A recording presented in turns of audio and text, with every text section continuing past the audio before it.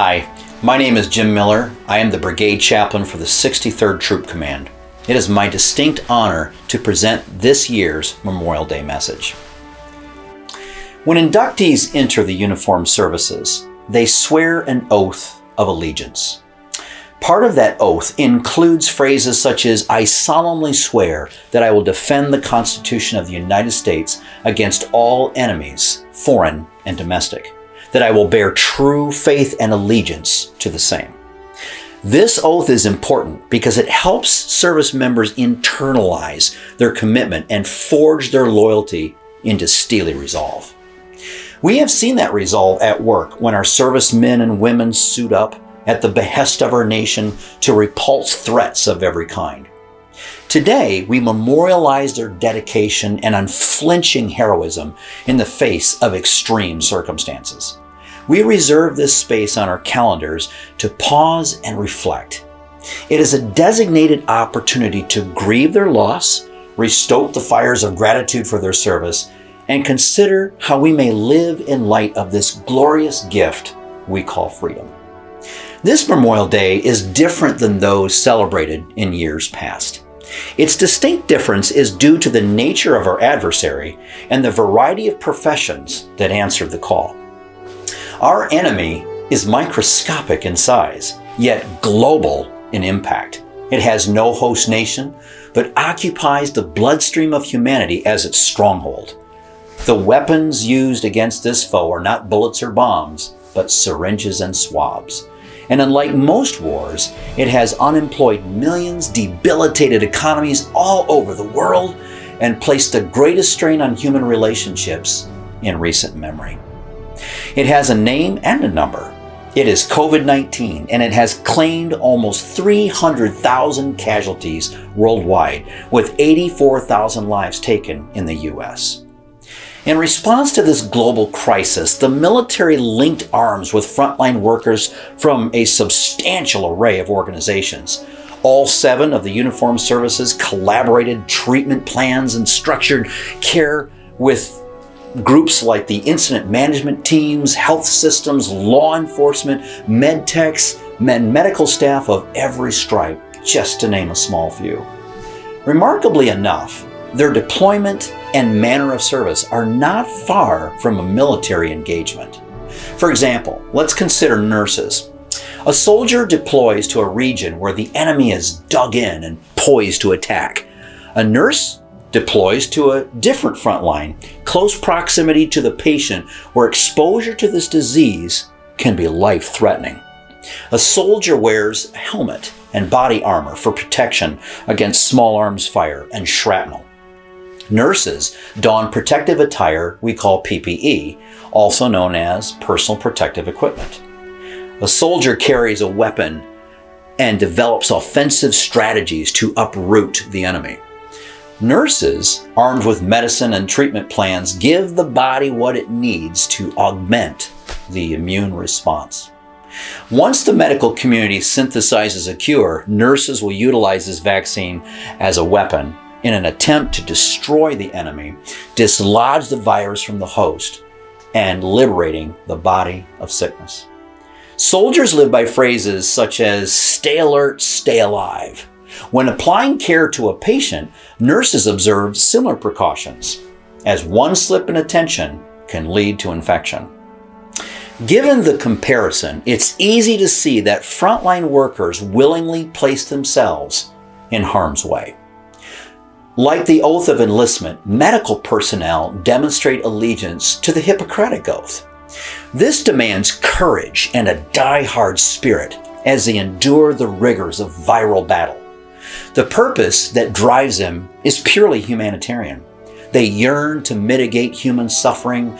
They long to confer compassion and tender care to those despondent souls racked with despair. They long to make a difference, and make a difference they have. The service of frontline workers has been nothing short of exemplary. They have diligently carried the torch of kindness into the dark gloominess of these uncertain times. The light of their cause has lit a path for the rest of us to take, navigating the complexities of quarantine and social distancing. They have to encourage us to dig deep and find that stamina required to persevere. Their sacrifice is a labor of love, and like the veterans of foreign wars, their sacrifice should be extolled for our time and for all time. One very potent reason is because some of these medical warriors have themselves become casualties of war. Frontline workers on the edge of this conflict have laid the costly sacrifice of their own lives on the altar of public safety. Reports are still coming in from publications such as Medscape, The Guardian, and Kaiser Health News, and many others, revealing the toll on frontline workers. As of May 1st, 2020, our losses include more than 1,000 names from 64 countries. The oldest is 20 and the eldest is 99. Sadly, that number will only grow. These heroes risked their lives so that others may live. We must not forget their gallantry, their character, their hearts. This Memorial Day, we elect to memorialize a new class of citizen, frontline workers across our country and the world. We recognize their embodiment of the human soul. We acknowledge their contribution to the advancement of our race through the current pestilence besieging us. This acknowledgement is not intended to detract from the original intent behind Memorial Day. Normally on this anniversary, we underscore the rugged feats of our nation's warriors that they performed to secure our freedom against tyranny. We do not in any way want to minimize the toil, the sweat, and the blood they paid to purchase liberty for the next American generation.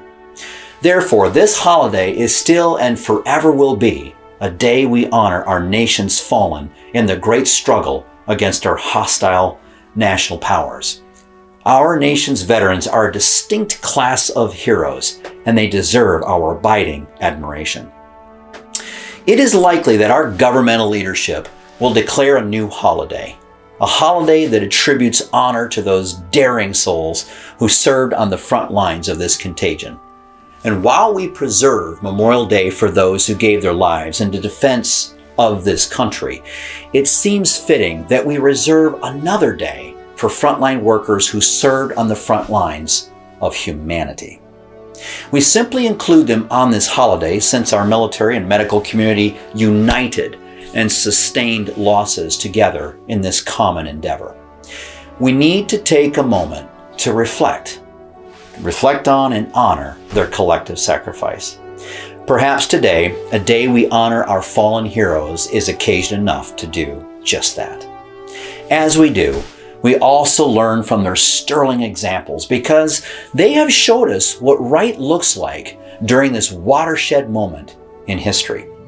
One powerful lesson they reinforced to us during this pandemic is united we stand, divided we fall. They remind us that strength is found when we pool our collective talents to serve a global endeavor. We are a superior civilization when we recognize the worst foe confronting us makes no distinction between creed, gender, or color. Once again, we are reminded that we're not part of many races. We are one human race facing this threat together. Disease is indifferent to our differences, and therefore we must set our differences aside and unite around this common cause. The war continues to rage around us. It may wane or it may surge in intensity. We simply don't know what to expect. As it rages, let's remember to grant a little more grace to those around us. We must be slow to judge and quick to forgive. We don't want the circumstantial trials, or we're not even aware of the circumstantial trials people are enduring on a daily basis. So let's cut them more than slack. Let's cut them an enormous slice of patience with a generous dose of love-laced icing. Perhaps our combined kindness in this is the perfect antidote to the viral spread of hate we often see in national crisis. In light of the many heroes within the ranks of our first responders and frontline workers, may we, as a united race of people, polish the gem of sympathy and let it shine with brilliance for the next generation. May we grow intellectually and emotionally as a people. And let us learn to serve our fellow man and thereby be prepared for whatever future nemesis threatens our existence. Doing so will also help us realize the futility of wars waged against each other. The only wars worth fighting are against any force that threatens the American, and might I add, the human way of life. When we embrace this truth, that will be the day we begin to experience a lasting peace. May God bless you. May God bless America. And may God bless the world through and out of this pandemic. Thank you for your time.